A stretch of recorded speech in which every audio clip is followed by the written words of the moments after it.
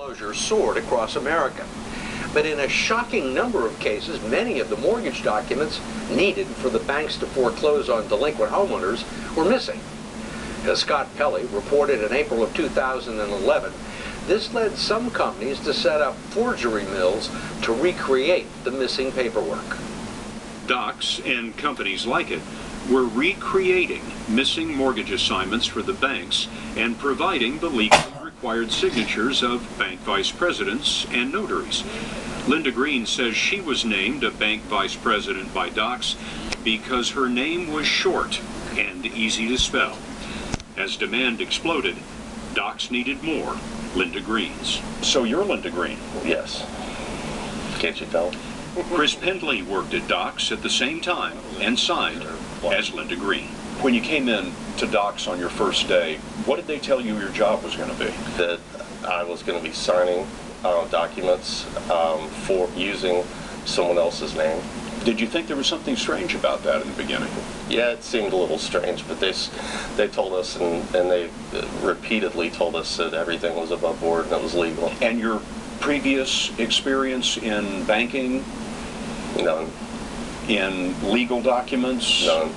There really were no requirements for the job. Correct. You had to be able to hold a pen. Hold a pen. But you were signing these documents as if you were an officer of the bank. Correct. How many banks were you vice president of in a given day? I would guess somewhere around 5 to 6. What were you getting paid for this? I'm embarrassed to say. $10 an hour. $10 an hour, that's not much for a guy who's vice president of 5 banks. Yeah, I was very underpaid for my status in the companies. Pendley showed us how he signed mortgage documents as Linda Green. He told us that Docs employees had to sign at least $350 an hour. Pendley estimates that he alone did $4,000 a day. This is also Linda Green.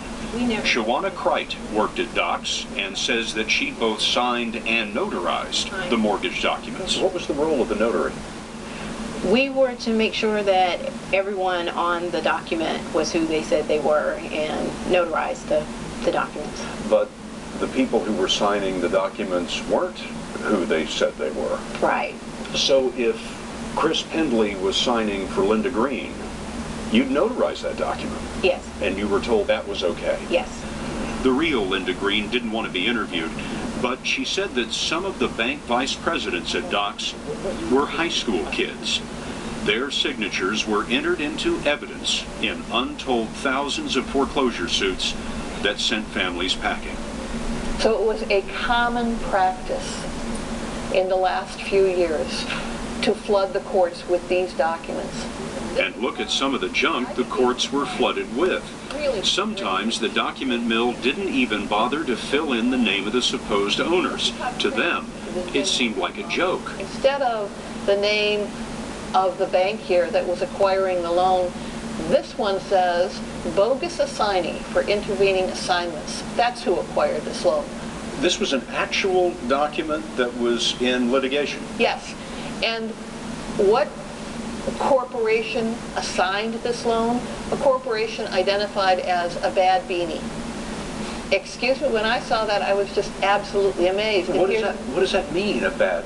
It could possibly mean a bad beneficiary. I have no idea what they meant. So here's the same woman, Linda Green, and this time, instead of being a vice president of American Home Mortgage Servicing, she's vice president of a bad beanie.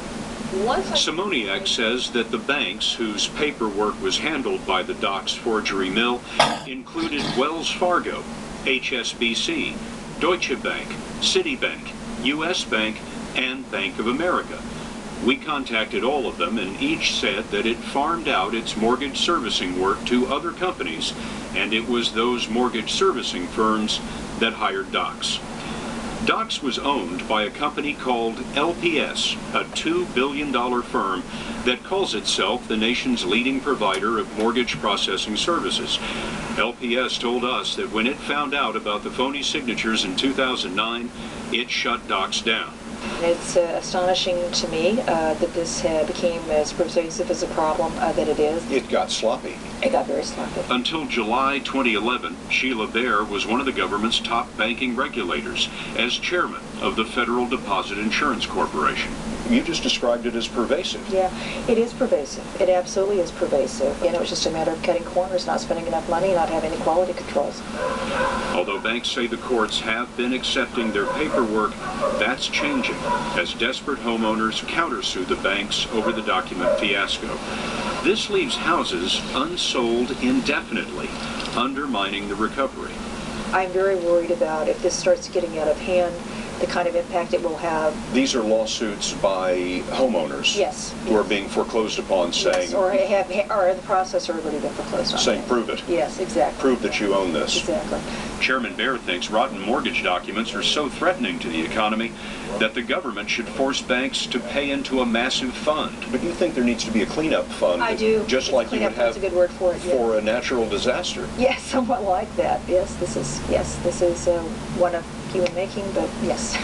You don't want to give an exact dollar amount for this cleanup fund, but what are we talking about? Is it billions? It would be? Yes, I would assume it would be billions, yes. Billions of dollars. Yes, absolutely.